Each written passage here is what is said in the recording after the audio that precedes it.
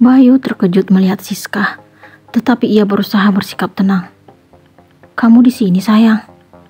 Ia langsung menghampiri istrinya itu.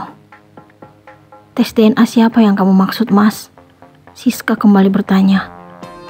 "Kamu pasti salah dengar, sayang. Kami gak sedang membahas tentang tes DNA."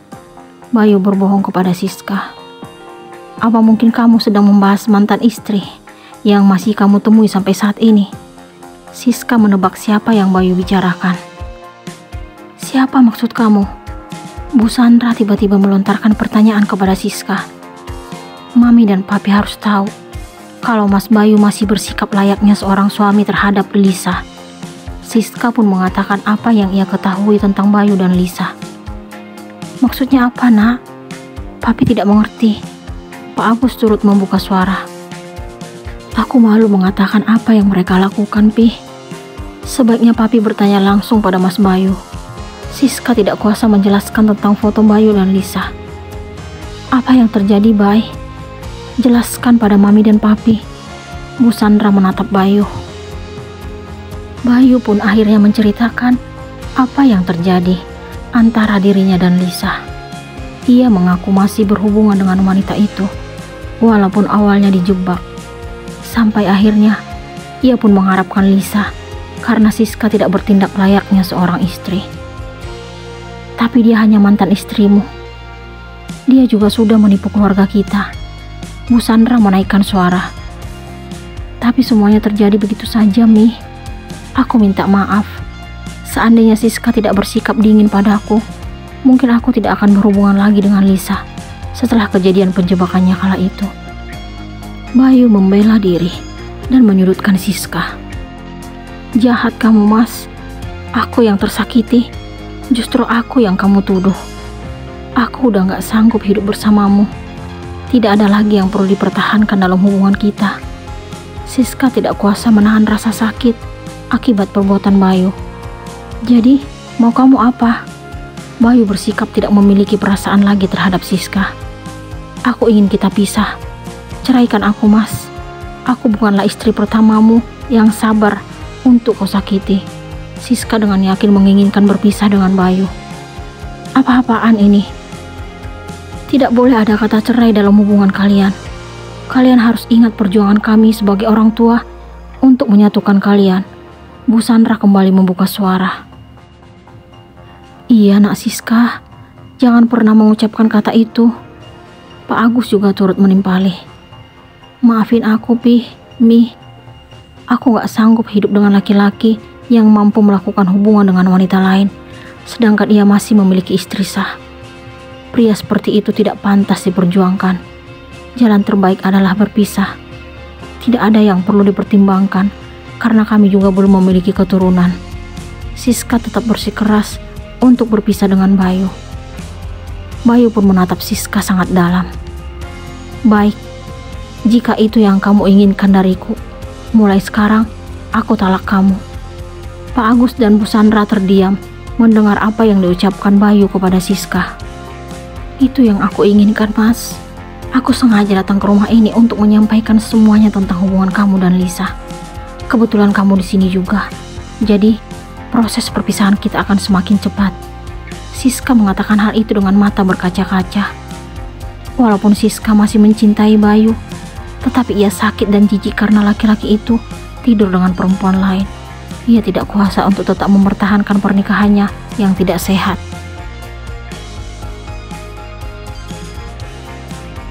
Sebulan berlalu. Tiara makin tidak sabar menunggu kelahiran anak keduanya. Walaupun ia sudah merasa terbebas dari bayang-bayang Bayu, tetapi ia masih penasaran dengan mantan suaminya yang mengetahui usia pernikahannya dengan Arya. "Aku masih heran, Mas." Tiara saat ini berbincang di tempat tidur bersama Arya sebelum menuju alam mimpi. "Heran kenapa, sayang?" tanya Arya penasaran. "Siapa ya yang memberitahukan usia pernikahan kita pada Mas Bayu? Padahal yang tahu kita menikah hanya keluarga dan yang bekerja di rumah ayah dan bunda." Tiara ingin mencari tahu siapa orang itu. "Aku juga bingung, sayang. Hebat banget mantan suami kamu sampai tahu tentang kita." Arya pun menunjukkan wajah heran. Apa mungkin Bi Inah atau Pak Udin? Tiara mengingat asisten rumah tangga dan satpam yang bekerja di rumah orang tuanya. Aku juga mikirnya ke sana sayang, tapi gak enak asal nuduh sebelum ada bukti. Arya juga memiliki pemikiran yang sama dengan Tiara. Sebaiknya aku menghubungi Bunda untuk membicarakan hal ini. Tiara pun meraih ponselnya dari Nakas. Ia segera mencari nama ibunya di layar lalu menelpon. Ia pun meminta Bularas untuk menanyakan apa yang ia pikirkan tentang Bi Inah dan Pak Udin besok pagi. Ia ingin tahu siapa orang di balik semua keanehan yang ia rasakan. Setelah selesai membicarakan apa yang ia pikirkan, ia pun mengakhiri pembicaraan dengan ibunya lalu mematikan telepon. Ia dan Arya kini merasa sedikit lega hingga mereka pun memilih beristirahat.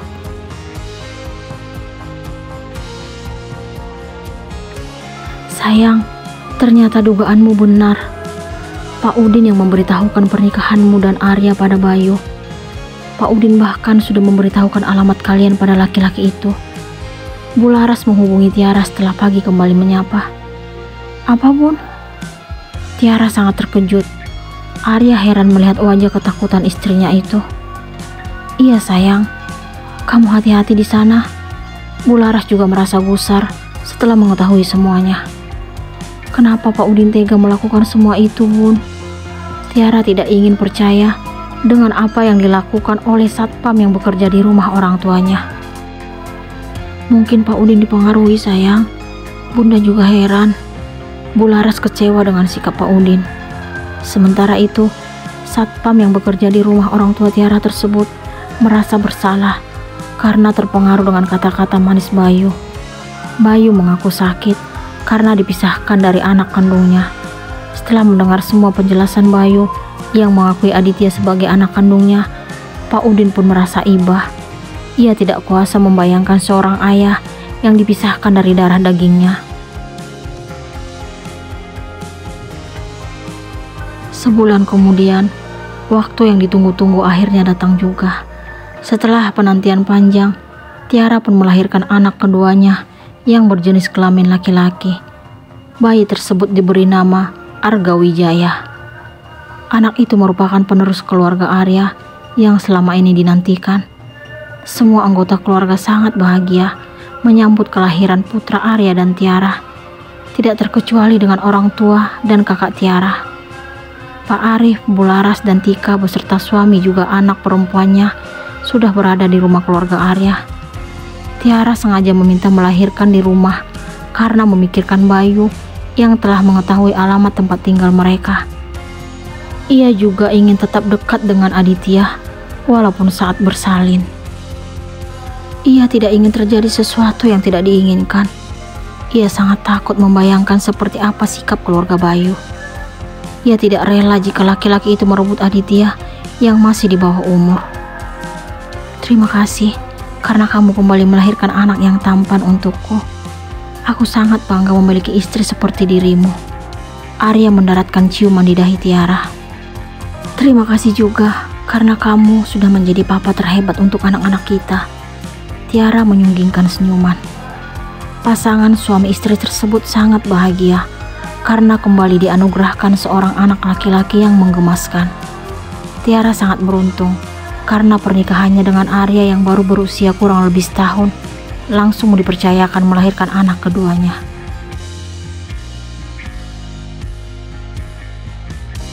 Siska sangat lega karena hari ini resmi bercerai secara hukum dengan Bayu. Kini, laki-laki itu bukan suaminya lagi, tetapi orang asing yang pernah menjalani hidup dengannya. Sementara Bayu tidak pernah menyangka kalau pernikahan yang ia jalani sudah 3 kali mengalami kegagalan. Sekarang, ia justru menjalin hubungan dengan salah satu mantan istrinya yang tidak lain adalah Lisa. Kamu yang sabar ya, Bay. Semoga kamu mendapatkan pengganti yang lebih baik. Pak Agus menepuk pelan pundak Bayu yang sedang mengemudi menuju rumah setelah sidang perceraiannya selesai. Papi, kamu benar. Masih banyak wanita di luar sana yang mau jadi istrimu. Bu Sandra yang sedang duduk di belakang Bayu turut menimpali. Untuk sekarang, aku belum berniat mencari pengganti Siska, Mi. Bayu pun mengatakan apa yang ia pikirkan. Kenapa? Karena Lisa. Bu Sandra menebak pikiran Bayu. Tiba-tiba terdengar nada panggilan masuk dari ponsel Bayu yang ada di saku kemejanya. Ia pun meraih benda tersebut. Terdapat nama Lisa di layar. Ia segera menepi lalu menghentikan mobil. Halo sayang. Bayu kembali seperti dulu, bersikap lembut kepada Lisa.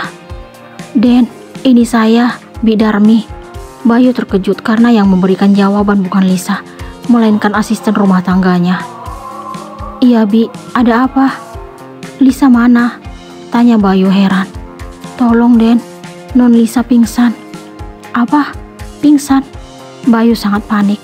Ia pun segera mematikan telepon, lalu melajukan kendaraan roda 4 miliknya ke arah rumah Lisa. Apa yang terjadi dengan Lisa?